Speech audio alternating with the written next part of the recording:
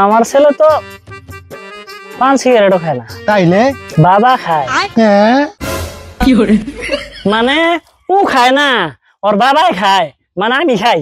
আমার ছেলের সুনাম কি আর কমু, আহা একদম সোনার টুকটার ছেলে। ও মনে করলেন ইনস্টাগ্রামে রিল বানায়, ইউটিউবে রিল বানায়, টিকটক আছে না টিকটকের, ও না না না ফেসবুকে রিল বানায়। আমার পোলা হইলো ট্রেন্ডিং এর রাজা, হইলো স্টেবিলিটি কন্টেন্ট ক্রিয়েটর।